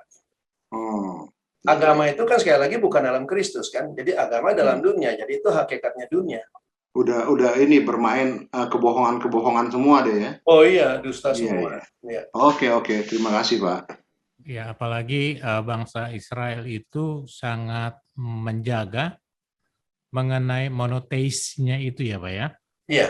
Oke, baik. Pak Vincent mungkin ada yang mau disampaikan Pak. Jadi tadi saya memiliki catatan yang menarik dari pemaparan Pak JK dan juga penyampaian dari Bapak Ibu yang lain. Di catatan saya yang pertama adalah gagal pahamnya pengikut organisasi agama ini dalam memahami hakikat Allah. Jadi di sini justru saya tertarik sekali dengan Pak JK tadi mengatakan walaupun ini agak meloncat sedikit ya kepada salah satu hukum Taurat, yaitu jangan menyebut nama Allahmu dengan sia-sia. Ternyata yang saya garis bawahi di sini atau yang tadi sempat juga disampaikan oleh Pak JK adalah kesia-siaan itu ternyata adalah kegagalan manusia yang tetap dipaksa, yang tidak memahami hakikat Allah, yaitu Kristus itu sendiri, pekerjaan Allah yang digenapi, rancangan Allah yang digenapi di dalam Kristus. Di mana di situ tentu saja adanya pemisahan yang jelas antara manusia rohani dengan manusia duniawi. Adanya perjanjian yang baru, di mana lewat kematian, penguburan, dan kebangkitan, kita baru bisa mengenal, menerima keselamatan itu, dan mengenal Allah itu sendiri. Dan kita menjadi umatnya, Israel yang rohani, bukan umat gereja, organisasi. Ini yang saya rasa yang sangat-sangat serius, yang harus dilihat, didengarkan oleh siapa saja ya, bahwa hakikat ini yang terpenting, bahwa Kristus ini yang hanya menjadi jalan satu-satunya lewat kematian kehidupan lama kita sampai pada pernyataan, sampai pada manifestasi Kristus di dalam diri kita. Bagaimana the hope of glory itu dinyatakan, kerajaan Kristus itu dinyatakan lewat kita sebagai tubuhnya. Nah, inilah yang selalu menjadi persoalan. Benar Pak, bahwa dunia tidak mengenal akhirnya. Dunia mengenal yang Allah yang umum, yang general, yang tadi Pak Agustinus sebutkan, yang bisa menyelesaikan persoalan kedagingan. Saya sedikit mengkritisi nanti ke sana. Tapi tidak mengenal hakikat itu. Nah, ini bagi saya disitulah pelecehan yang luar biasa, penghinaan yang luar biasa terhadap Kristus, terhadap rancangan Allah. Di mana gereja organisasi, sekali lagi gereja yang dalam konteks organisasi ini memakai atribut-atribut Allah, memakai Alkitab, memakai semua cerita-cerita yang pada akhirnya cuma jadi dongeng belaka, kisah heroisme tanpa makna yang diajarkan turun-menurun dengan teologinya, dengan doktrinnya, sehingga kita justru bukannya mengenal Allah, tapi jauh dari Allah. Dan pola pikirnya selalu begitu, korelasinya. Kalau kita ke gereja bangunan, ke gereja organisasi, mengikuti ritualnya, nanti Allah akan selesaikan persoalan-persoalan kita. Dan yes, ternyata terbukti. Wah, ini kan sesat pikir luar biasa. Jadi saya rasa demikian pemahaman yang mungkin saya dapatkan tadi, Pak, terkait dengan hakikat pernyataan diri Allah, nama Allah yang bukan sekadar nama tetapi melihat pada hakikatnya. Dan itulah di situ, Pak, letak pertobatan utama. Poin pertobatannya bagaimana hal yang duniawi tadi, yang pemahaman-pemahaman kita yang lama akan Tuhan dengan cara yang salah, yang sudah diperkenalkan, dijejali oleh gereja, organisasi itu semenjak kita lahir, sampai saat sebelum kita mengenal Kristus, itulah yang titik utama kita tinggalkan itu, pemahaman-pemahaman lama tadi. Dan masuk pada sebuah kehidupan yang baru. Terima kasih, Pak. Oke, baik. Dari dokter mungkin ada yang mau disampaikan, Dok? Oh, saya ya? Iya, Dok. Iya, tadi pembahasan Pak Yahya itu buat kita saat ini sih sebetulnya jauh lebih mudah ya. Karena jelaskan jalan itu kan kita tuh yang susahnya memang nggak boleh kita sebut dalam nama, tapi pribadinya harus kita kenal. Jadi kalau saat ini kita sudah lebih mudah karena kita sudah mengetahui secara utuh bahwa hanya dialah rahasia Allah kan ada dalam Yesus. Bahwa dialah segala sesuatunya ada di dalam dia. Dialah adalah jalan, kebenaran, dan hidup. Jadi kita memahaminya, memaknainya lebih mudah. Mungkin ini kan uraian-uraian di gambarannya kan memang agak susah, jelimet gitu mungkin. Tapi buat kita saat ini ya hanya satu pribadi itu yang kita diperkenalkan pada kita, dan di semuanya ada dalam pribadi itu, yaitu Yesus itu sendiri. Ya dari saya itu aja, Pak. Oke, baik dokter, terima kasih. Ya. Pak Jo. Iya Ibu, silakan Bu. Ya, Pak Yahya. Berarti saya menyimak tadi ya, YHVH itu apakah itu jadi suatu komplit kehidupan Kristus itu yang sudah ada, yang sudah ada dan yang akan datang, yang begitu enggak kira-kira Pak? Iya, YHVH atau Yehova itu dari gambarannya itu memang diperlihatkan bagaimana dia membawa kita ya, keluar dari dosa kan. Makanya peranan dia sebagai penyelamat dan penebus. Sampai masuk ke tanah Kanaan kan. Sampai memerintah. Dan seterusnya. Jadi ya dari awal sampai seterusnya. Dari kita dikeluarkan dari dosa, dikeluarkan dan seterusnya. Dan kita dikasih lihat bagaimana kehidupan bersama antara Allah dengan Israel di tanah Kanaan itu.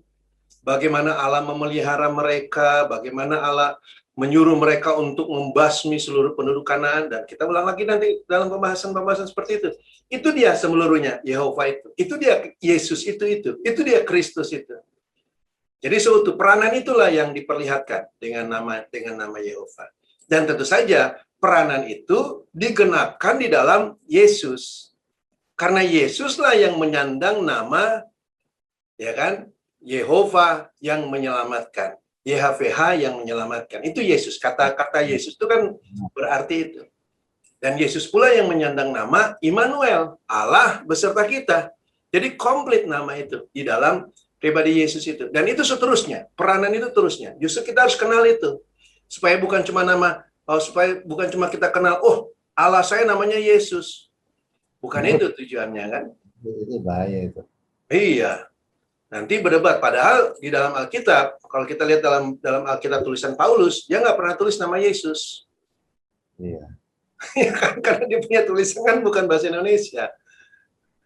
Jadi ya banyak masalah lah kalau dalam orang memperdebatkan nama. Tapi sekali lagi, kalau kita tidak melihat hakikat Allah, maka rugi sekali. Bayangkan kita punya buku yang begitu bagus sekali Alkitab, dan kita tidak mengerti hakikat pribadi Allah. Ya. Pilihkan doa di dalam nama Yesus seolah-olah sudah selesai gitu kan. Iya, soalnya kan itu kan kita diarahkan ke situ Dok oleh pengajar-pengajar kita sebelumnya kan. Pribadinya kita nggak kenal. Iya. Akhirnya nggak dikenal kan. Kayak karena mereka juga nggak kenal sih waktu itu. Ngajarin ke kita mau kenal gimana, dia juga nggak kenal dok. Harus nama Yesus. Mau bagaimana-mana nama Yesus. Jadi namanya doang, tapi pribadinya nggak ada. Iya. Oke, Pak Ardin, silakan Pak. Ini agak unik nih. Tapi saya komentari dulu sedikit Pak, memperkenalkan nama. Jadi berbicara nama di sini, memang kita harus kenal. Bukan dari sebutannya, tapi dari pribadi sebenarnya, kan gitu. Misalnya, berdoalah dalam namaku atau dalam nama Yesus. Bukan disebutkan saja dalam nama Yesus, nggak seperti itu. Tapi mengarah kepada pribadi itu gitu. Itu dulu masalah itu. Lalu saya dari tadi baca-baca ini nggak nemu-nemu Pak. Di Keluaran 3 ayat 14, firman Allah kepada Musa, aku adalah aku adalah aku. Begitu Pak. Gitu. Pemahaman aku adalah aku itu istilahnya itu apakah mengarah kepada pribadi akunya itu atau gimana sih Pak? Iya, semua nama mengarah kepada pribadi dan karakter atau hakikat Allah itu. Iya. Jadi akulah atau aku adalah atau ehye, apa sih maksudnya dengan kata ehye itu atau aku itu? Maksudnya aku berada, aku nyata, aku menyatakan diri, aku hadir. Itu yang dimaksudkan dengan kata aku di situ. Gitu. Kita melihat dari akar katanya. Jadi Allah yang hadir ini, Allah yang nyata ini, Allah yang real ini, dia yang mengerjakan. Allah yang hadir inilah yang Yehova itu, dia yang menyelamatkan. Itulah. Jadi menyelamatkan itu Allahnya sendiri harus hadir, Allahnya sendiri harus menyatakan. Itu dia Pak. Itu dia yang dimaksudkan dengan akulah. Iya. Oke Pak, makasih Pak. Oke, baik Pak Ardin. Oh, Pak Vincent mau sampaikan sesuatu? Iya, mau nanya juga sedikit Pak. Ini yang menarik dari kisah Musa dan saya coba lihat dari sesi sebelumnya minggu lalu dan ada juga sesi yang saya nggak ikuti di hari Minggu kemarin terkait ritual itu Pak. Jadi apakah yang disampaikan di dalam kisah perjalanan ini atau dalam saat ini yang kita bahas ini kan Musa ya? Atau mungkin kita bisa kembali juga kepada perjalanan Abraham, Ishak, Yakub, Yusuf. Apakah bisa dikatakan bahwa ini adalah sebuah perjalanan di mana Allah yang tadi Pak JK menarik sekali. Allah itu hadir, Allah itu nyata, dan Allah yang mengerjakan. Jadi di situ tadi poin yang saya dapatkan dan kemudian terflashback kepada sesi-sesi sebelumnya, di mana kita Pak Jo juga sempat menanyakan sebuah pernyataan yang menarik ya dan reflektif.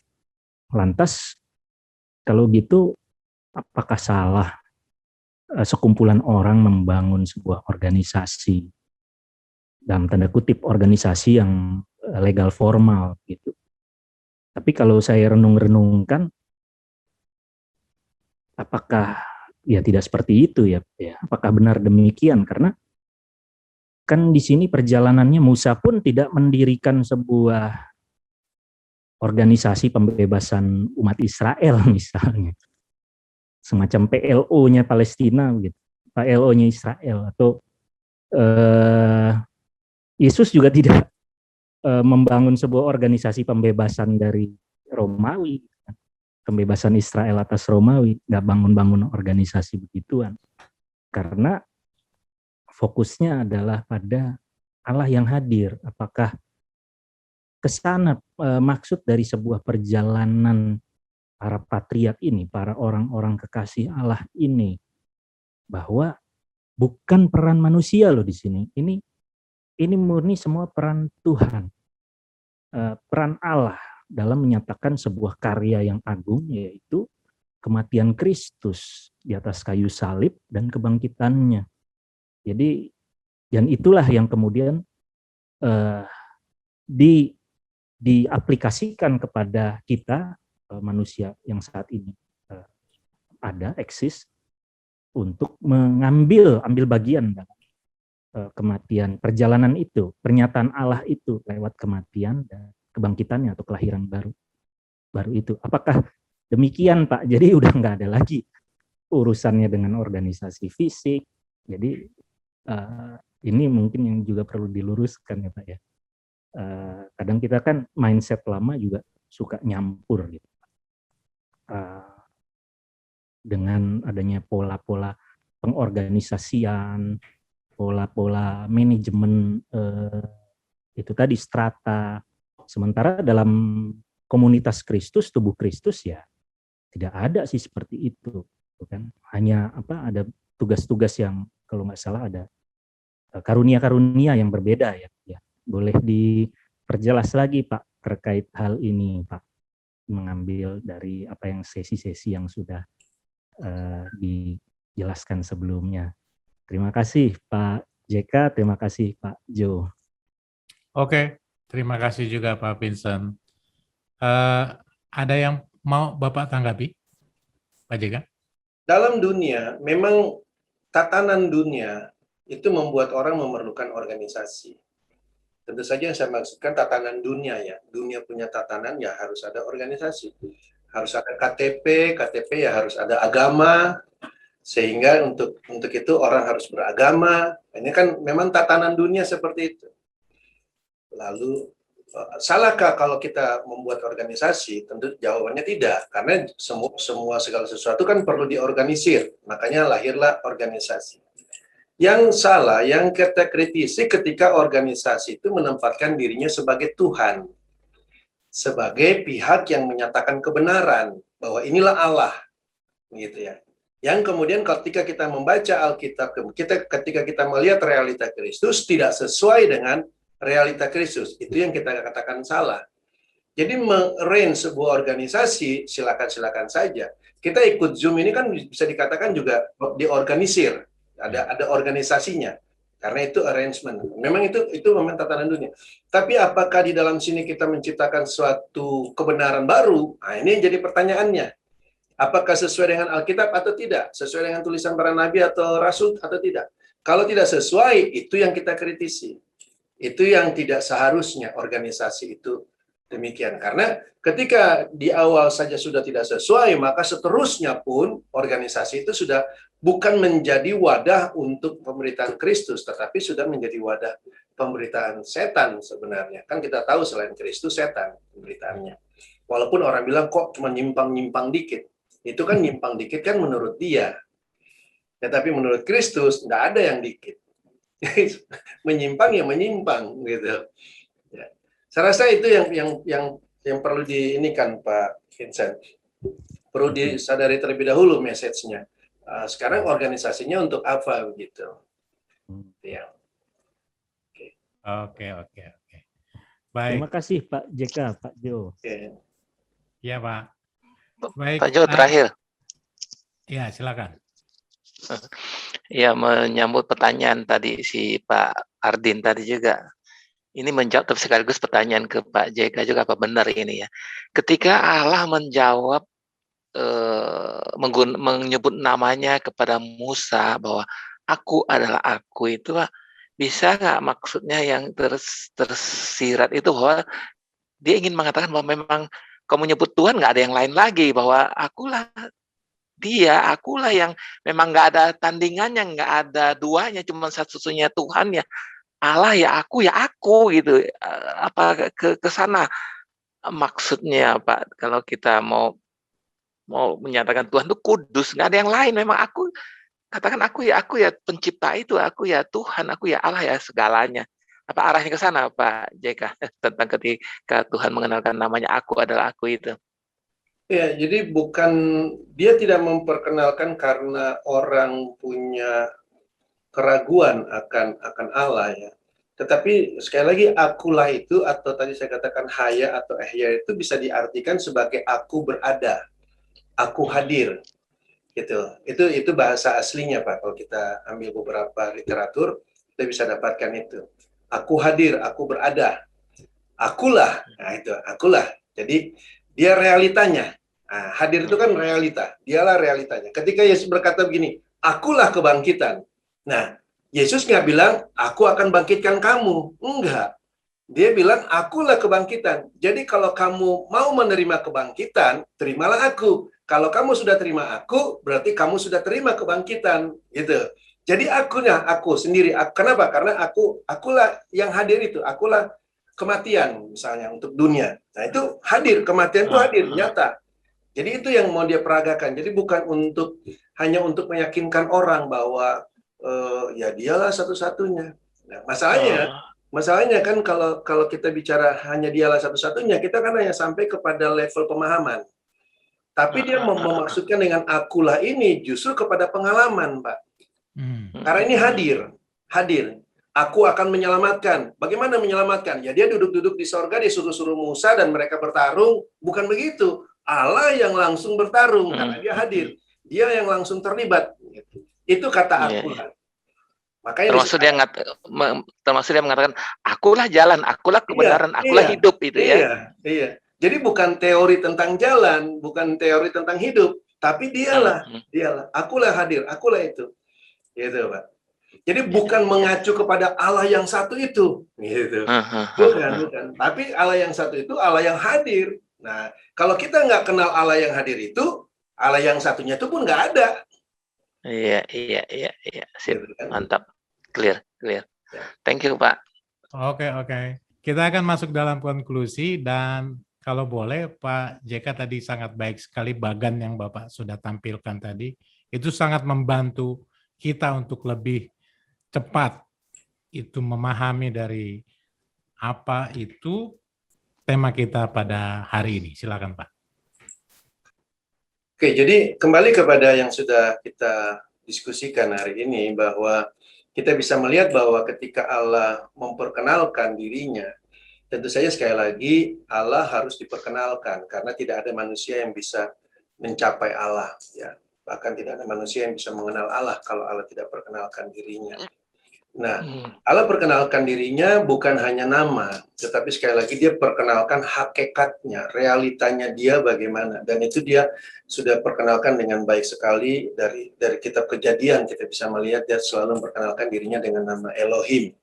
El atau Elohim, yang kemudian kita kenal dalam bahasa Indonesia dengan nama Allah. Ya. Nah, El dan Elohim yang diperkenalkan kepada mereka dalam kitab Kejadian ini, itu memperkenalkan betapa luar biasanya Allah. Dia itu yang maha kuasa, dia itu yang maha tinggi, dia itu pencipta. Nah, itu yang diperlihatkan. Dan dia adalah Allah semua ciptaan, karena dia yang menciptakan mereka. Jadi di bangsa lain pun mengenal kata El ini sebagai ilah. Ya, jadi mungkin bangsa lain menyebutnya dewa, tetapi Allah yang satu ini, dia secara khusus perkenalkan dirinya, dan dia yang menciptakan. Ya, dia yang menciptakan. Kemudian Allah yang menciptakan ini, perkenalkan ini, kita bisa lihat juga melibatkan kehidupan orang-orang kudus Allah di dalam kitab Kejadian itu, sehingga mereka pun kadang-kala memberi nama anak mereka dengan menggunakan kata El. Ya, seperti tadi sudah kita katakan, ada Samuel, ada juga Ismail, banyaklah kata-kata yang menggunakan kata El ini. Ya. Nah, kemudian ketika Allah ingin membawa bangsa Israel keluar dari Mesir sesuai dengan rancangan Allah, maka dia sekarang perkenalkan yang namanya Allah yang luar biasa, maha kudus, maha tinggi ini.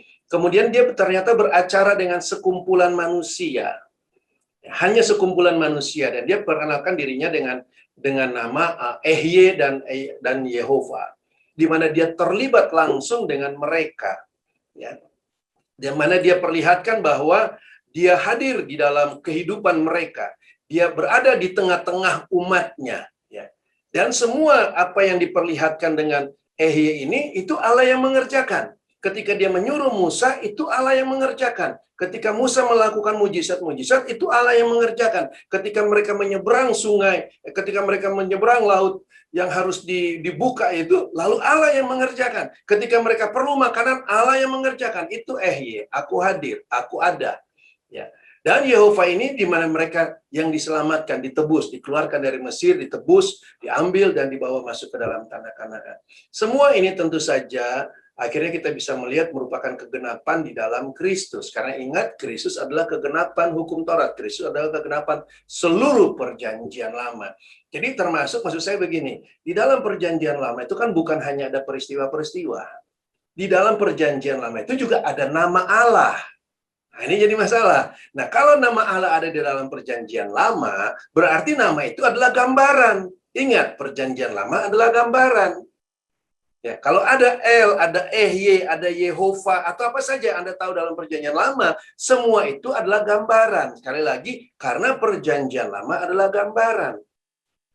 Ketika dia digenapkan di dalam Kristus, dan memang kita bisa melihat bagaimana yang tadi kita sudah lihat di dalam bagannya, bahwa El ini, Elohim ini ada di dalam Yesus. Makanya Yesus dikasih nama Immanuel. Ehye juga ada di dalam Yesus. Makanya Yesus perkenalkan siapa dirinya. Akulah pintu, akulah jalan, akulah kebenaran, akulah kebangkitan, akulah banyak kalau kita mau ambil kata akulah di situ. Nah, kemudian dia juga dikatakan namanya Yesus yang berarti Yahweh, yang berarti Yehova menyelamatkan. Ya. Dari kata-kata ini tentu saja kita bisa melihat betul Yesus merupakan kegenapan daripada semua nama Allah yang ada di dalam perjanjian lama. Apakah Allah itu bernama Yesus? Nah, ini jadi masalah. Sekarang bukan masalah namanya. Bagaimana Anda dan saya mengenal Yesusnya? Ini kan jadi masalah. Karena nama Yesus itu diperkenalkan dalam rangka, sekali lagi, untuk memperlihatkan hakikat daripada Allah. Apa yang Yesus kerjakan di dalam ketika dia datang 2000 tahun yang lalu, itu jelas sekali memperlihatkan peranan daripada Elohim ini. Allah. Apa itu? Pada mulanya adalah firman. Firman itu menjadi manusia. Pada mulanya adalah firman. Firman itu beserta dengan Allah. Pada mulanya adalah firman. Firman itu adalah Allah. Kan jelas sekali kan? Firman itu menjadi manusia yang diberi nama Yesus. Jadi Allahnya ada di sini. Lalu dia menjadi juru selamat, kita tahu itu. Dan dia perkenalkan dirinya dengan aku ini. Dia perkenalkan apa yang dia kerjakan. Dan apa yang diperkenalkan di situ, peranan Yehovanya terlihat juga kan dengan jelas. Sebagaimana Musa, kita bahas minggu lalu, Musa lahir, Yesus lahir, Musa dikejar-kejar, Yesus dikejar-kejar. Terlihat sekali, Musa diutus, Yesus diutus. Dan semua peranan Yesus yang ada dikerjakan dalam Yehova, di dalam perjanjian lama itu, dia kerjakan dalam nama Yesus itu. Sampai dia menjadi juru selamat, dia mati, dia bangkit, dan sekarang memerintah di dalam orang percaya. Dan semua sekali lagi kata Yehova penyelamat itu diperlihatkan. Nah, ketika di dalam perjanjian lama itu diperlihatkan bagaimana Allah itu hadir. Akulah itu. Hadir menyelamatkan umatnya. Yehova itu, dia tinggal di tengah-tengah umatnya. Di dalam perjanjian baru kita bisa melihat bagaimana Kristus itu hadir. Dia datang dan dia tinggal di dalam kita. Orang percaya, Christ in you. Itu dia. Jadi realita Christ in you itu bisa dikasih nama Yehova atau Yesus itu. Namun sekali lagi kalau kita tidak mengenal makna daripada nama ini, maka tentu saja tidak berarti memiliki arti. Apakah penting mengetahui nama Allah? Anda mau sebut apa saja silakan saja. Bahkan kalau kita mau berdebat tentang nama Allah, Alkitab LAI pun nggak benar. Kalau kita bilang, oh namanya Yesus, Alkitab LAI pun nggak benar. Karena Yesus itu bukan tulisan aslinya. Maria tidak pernah memberikan nama bayi itu Yesus, nggak pernah. Kalau kita bicara nama. Tetapi yang penting adalah bagaimana kita mengetahui hakikat Allah yang diperlihatkan melalui peristiwa-peristiwa yang diemban oleh orang-orang ini, ya. Baik oleh Musa, baik oleh Yesus, baik oleh Abraham, Ishak dan lain sebagainya. Nah, sehingga kita bisa tahu dan kita bisa hidup. Karena sekali lagi peranan istilah kata YHWH atau Yehova ini memperlihatkan bahwa kita adalah milik Allah khusus. Allah mengkhususkan dirinya dengan umatnya. Jadi Allah bisa dikenal secara umum, tetapi ada yang secara khusus. Dan dia memberikan kepada kita gambaran bagaimana memiliki hubungan yang khusus ini di dalam Allah itu. Jadi kalau kita lihat ketika dia perkenalkan dirinya sebagai El, Anda dan saya bisa melihat bagaimana Abraham itu nggak ada masalah dengan orang Kanaan. Kita tahu cerita itu kan? Bagaimana Yakub nggak ada masalah dengan orang Kanaan, baik-baik saja. Padahal orang Kanaan itu penyembah dewa-dewa. Jadi secara umum itu nggak ada masalah. Tetapi ketika Allah perkenalkan dirinya sebagai Yehova kepada bangsa Israel, wow, itu jadi masalah. Yang dahulu ketika Abraham dengan orang Kanaan itu damai-damai saja, bahkan tanah orang Kanaan dikasih kepada Abraham dengan baik-baik saja. Sekarang ketika dia perkenalkan sebagai Yehova, dia perkenalkan dia punya karakter bahwa dia itu kudus. Dia kudus. Jadi mulai spesifik, mulai lebih tajam. Sebagai milik saya, kamu kudus. Kenapa? Sebab aku kudus. Dia memperlihatkan. Sehingga tidak lagi ada damai-damai dengan dunia. Tidak ada lagi persekutuan dengan dunia. Ketika mereka masuk ke dalam Kanaan, wah, basmi semua itu orang Kanaan. Jadi terlihat karakter yang dahulu tidak diperlihatkan, ternyata di dalam bangsa Israel itu mulai diperlihatkan lebih detail. Kenapa? Karena sekali lagi, khusus. Ya, khusus. Ini hubungan-hubungan, ini hubungan yang kita terima juga ketika kita berada di dalam Kristus, karena kita punya hubungan yang khusus. Tentu saja kita sudah mulai bisa melihat bahwa berada di dalam Kristus itu bukan sesuatu yang general saja, tetapi kita harus lebih mengenal karakter itu supaya kita tahu bagaimana kita hidup di dalam Kristus. Saya rasa itu dulu Pak Jo. Bapak Ibu sekalian, terima kasih untuk Baik. Iya. Terima kasih.